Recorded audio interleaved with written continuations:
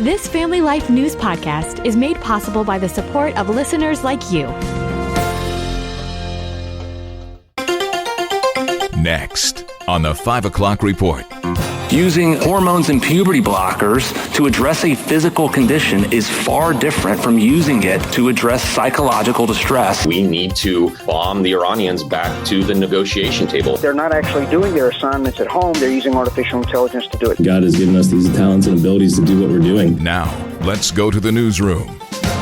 Good afternoon and welcome to the broadcast. I'm Family Life News anchor Sarah Harnish. Historic decision. The U.S. Supreme Court has upheld Tennessee's law that bans children from using hormones or puberty blockers for gender transition. More than 24 states have some type of ban on trans treatments for minors. Today, they are celebrating this decision from the Supreme Court, upholding Tennessee's law, saying that it passes constitutional muster and this issue is better left to the people of the states. The vote 6-3. Justice Sonia Sotomayor dissented, saying it would cause, quote, untold harm to transgender children. Tennessee Solicitor General Matthew Rice says it's not harm, it's child abuse. Using hormones and puberty blockers to address a physical condition is far different from using it to address psychological distress associated with one's body. Legal analyst Jessica Levinson warns it's not over yet. I still think there are some arguments to be made about the right of parents to direct their children's medical treatment, and that might be an issue that comes back up to the Supreme Court.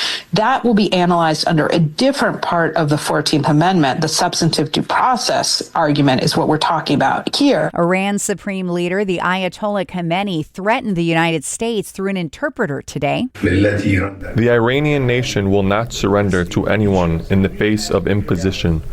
The damage America will suffer if it makes a military intervention will undoubtedly be irreparable. President Trump undeterred. We've been threatened by Iran for many years. He didn't give any hints on whether or not U.S. troops will strike Iranian nuclear sites. You don't know that I'm going to even do it. You don't know. I may do it. I may not do it. I mean, nobody knows what I'm going to do. Trump did say today he believes Iran is, quote, weeks away from having a nuclear weapon. Former Army Operations Special Officer Brett Velisevich says there's only one way out. We need to do what we can to bomb the Iranians back to the negotiation table. After years of serving in Iraq and Afghanistan, Velisevich says not acting will result in a global war. This whole debate about if it drags us into this larger war or not, listen, no matter what we do or don't do now, they will attempt to target U.S. interests in the future. I mean, myself and other U.S. soldiers were deployed in Iraq to hunt ISIS and al-Qaeda. We found ourselves on the receiving end of weekly Iranian attacks. I was nearly killed by Iranian bombs. I've had close friends killed by Iranians. Many U.S. veterans are missing limbs because of Iranian bombs. And many of our bases now for years continued to be attacked. We're the beacon of freedom for the rest of the world. This is one of those moments, I think, in history where we need to stand up for what's right, be on the right side of history, and it's time to help free the Iranian people. The U.S. has started evacuating any Americans who want to leave the Middle East. The Federal Reserve has decided to leave interest rates unchanged. CBS reporter Jill Schlesinger. Remember, last year they cut rates by a full percentage point. They haven't made a move since last December. That means short-term interest rates, the Fed funds rates, remain at 4.25% to 4.5%. President Trump has been pressuring Fed head Jerome Powell to cut the overnight borrowing rate by half at least. There's been a shocking crime in Minnesota, already reeling from the shootings of state lawmakers. The home of Speaker Emerita Melissa Hortman and her husband Mark Hortman, who were murdered here just days ago, was broken into last night in what appears to be an attempted burglary. A second big food manufacturer is getting rid of dyes. This after Kraft Heinz did so yesterday. Correspondent Michael Wallace. I love me Lucky Charms. They're magically delicious. The cereal maker General Mills, which also owns the Pillsbury and Betty Crocker brands, has announced it will remove synthetic coloring from all its products by the end of next year. It says 85% of its products are already made without those dyes. Yesterday, Kraft Heinz announced it would also stop adding artificial dyes. In April, Health Secretary Robert F. Kennedy Kennedy Jr. asked the food industry to eliminate 6 dyes, believing they're linked to ADHD and other neurobehavioral problems in children. A prominent televangelist is near death. Family members say 90-year-old Jimmy Swaggart is clinging to life after going into cardiac arrest over the weekend. Swaggart, who founded Jimmy Swaggart Bible College and the Sun Life Broadcasting Network, has been in ministry since 1955. He's also been a controversial figure at the center of multiple scandals. And technology is changing how we consume media and how kids learn. A new Reuters survey finds significant numbers of us are turning to artificial intelligence to get our news. 15% of the under 25 crowd rely on chat bots to stay informed. Many kids today are also using AI to complete their schoolwork. The stats are about 92% of our students are using artificial intelligence to do their assignments. Brad Huddleston, author of Digital Cocaine, tells Family Life News the infiltration of artificial intelligence is a big problem in higher education, too. You know, all of these things we have to do at the post-grad level that can take weeks and months to do, these things can be written with artificial intelligence in a matter of minutes. Unreal. And so it's not just the kids. It's all the way up into the graduate areas. Huddleston calls AI a game changer that has spiritual ramifications. It's exposing that they're not actually doing their assignments at home. They're using artificial intelligence to do it. So the academic world has been turned on its head. Spiritually, it's so addictive that, you know, they're not interested in the things of God. They're just enamored for hours on end with AI, the games, and all that's coming with it. Nielsen reports during the month of May, more Americans watch TV on streaming devices than on cable and network television combined.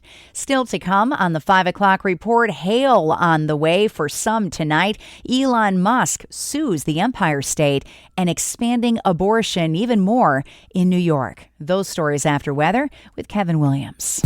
Here is your Family Life regional weather forecast for tonight. There'll be a couple of thunderstorms in the area this evening. Overnight tonight, patchy clouds, a stray shower, some moonlight and muggy. The low temperatures ranging in the mid-60s and low 70s with some patchy fog. For the day tomorrow, variable clouds, scattered showers and thunderstorms. And those storms could be potent in the afternoon, especially in central New York and eastern Pennsylvania. High temps 80s. Less humid by tomorrow night and Friday. A mix of sun and clouds. Friday, a spot shower with high temps in the upper 70s. To near 80. Thank you, Kevin. The Family Life News team is keeping an eye on those strong storms this afternoon. Just moments ago, the National Weather Service issued a thunderstorm warning for Mercer and Lawrence counties in western Pennsylvania with 60-mile-an-hour wind gusts and hail. There are also flash flood warnings in 8 counties in western New York from Chautauqua to Steuben, Monroe to Wayne with 2 to 3 inches of rain falling. WROC meteorologist James Gilbert in Rochester. Could be some very heavy rain, minor flood issues in poor drainage areas. Most of the flood warnings expire in the next hour. Elon Musk is taking New York State to court over what he calls politically charged social media rules. X sued the state on Tuesday to try to stop it from requiring reports on how social media platforms handle problematic posts. That law is set to take effect in the Empire State later this year. Musk says it impinges on free speech rights and internet platforms should moderate posts as they see fit. Pro-life and pro-family activists are assailing new legislation in the New York Assembly that expands abortion and LGBTQ+ rights. The so-called SHIELD law blocks legal action from other states when it comes to abortion procedures on transgender operations. Democrats argue New York should be a safe haven for reproductive and gender-affirming care. Opponents argue these sorts of surgical procedures are often unsafe and irreversible. The impacts of them can lead to further harm down the road. The Supplemental Nutrition Assistance Program, or SNAP, could be in for a major makeover as Congress continues to debate a multi-trillion-dollar federal spending bill. Dr. Val Arkush with the Pennsylvania Department of Human Services. Vulnerable children, people with disabilities, older Pennsylvanians, and many others could lose access to this critical lifeline of support. The idea of having this hurt so many of our family and children is heartbreaking. Pennsylvania State Senator Patty Kim says 2 million people in her state rely on SNAP benefits on a daily basis. Republicans argue more work requirements are needed in the federal welfare system. Next at 5, a sit-down with Christian counselor Chris Anderson on having a good work ethic during the summer. Let's listen in. As Christians, we're called to do more than just punch in and punch out at our jobs, even though some days it can be a struggle. Welcome back to another edition of Real Answers, a regular Wednesday featured, where we discuss the issues that matter to families with licensed mental health counselor Christopher Anderson. Welcome back, Chris. Thank you, Mark. Good to be here. Well, always great to have you, especially when the weather starts to turn nice. It can be a challenge at times to focus on the job at hand, but Scripture's anything but silent when it comes to the topic of not just going through the motions at work. One of the best known passages is Colossians 3:23. Whatever you do, work at it with all your heart, as if working for the Lord.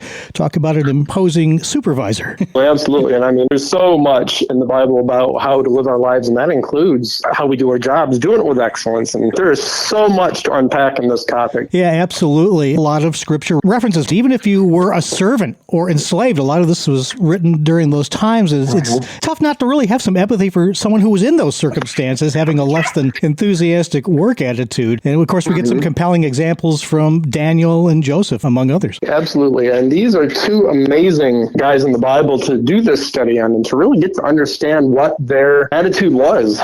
Because, as you said, they didn't just have a job they didn't like. They were enslaved. They didn't have a choice. Yeah. However, that did not impact their worship of the Lord, nor did it impact how hard they worked. Yeah, and they give us great examples. And it just comes down to where our priorities truly lie. Absolutely. And I mean, nowadays, too, if you can become a worker of excellence and work even in a job that you don't like, this is really just like the housing market is a seller's market. This is an employee's market because employers are having a hard time finding quality workers. All these attitudes are unbiblical attitudes that if anybody should have had those attitudes, it would be Daniel and Joseph.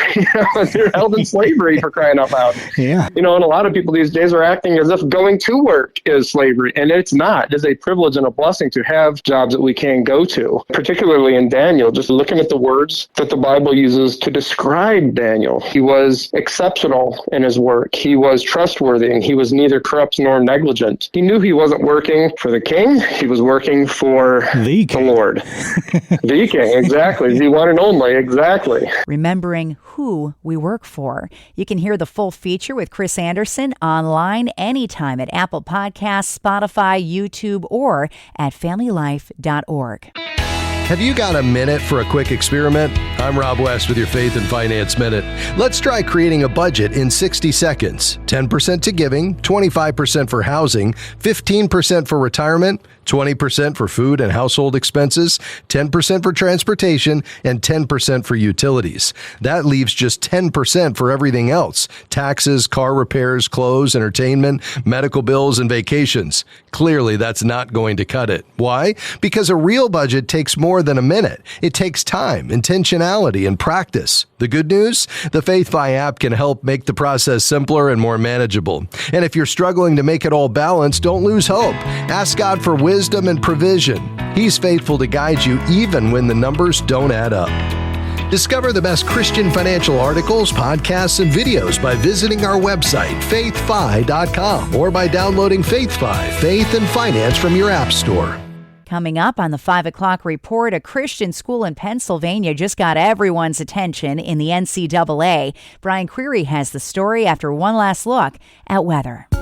I'm Kevin Williams, and here is your Family Life regional weather forecast. We will remain in a humid air mass tonight into tomorrow, and that air mass will be sufficiently ripe for the production of a few scattered showers and thunderstorms, particularly tomorrow as a cold front crosses the area.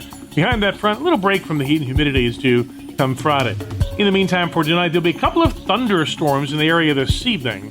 Overnight tonight, patchy clouds, a stray shower, some moonlight, and muggy. The low temperatures ranging in the mid-60s and low 70s with some patchy fog. For the day tomorrow, we've got variable clouds, scattered showers and thunderstorms. And those storms could be potent in the afternoon, especially in central New York and eastern Pennsylvania. High temps 80s. Less humid by tomorrow night and Friday. A mix of sun and clouds. Friday, a spot shower with high temps in the upper 70s to near 80. Oh, All right, Kevin, finally at 5, a Christian university near Harrisburg has just finished runner-up in the NCAA Division III College Baseball World Series. Family Life's Brian Query has the story. They started 1-6 and ended up championship contenders. I'm referring to the Messiah University baseball team from Grantham, Pennsylvania, who made it all the way to the NCAA Division III World Series. After its rocky start, the team shifted its focus from victory to faith.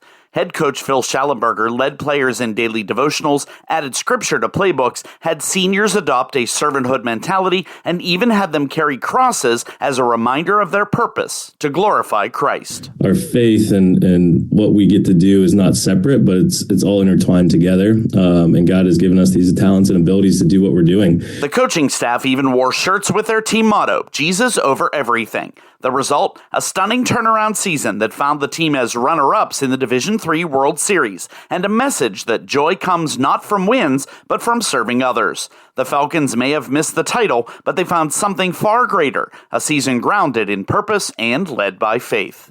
Brian Query, Family Life News. Living out their faith on the baseball field. And that's the world that we live in for Wednesday, the 18th of June. I'm Sarah Harnish, and this is the 5 o'clock report on Family Life. Thank you for listening to this Family Life News podcast. If you've been encouraged by what you've heard, please share it with others and click the subscribe button to automatically receive future episodes. Family Life is a listener-supported ministry.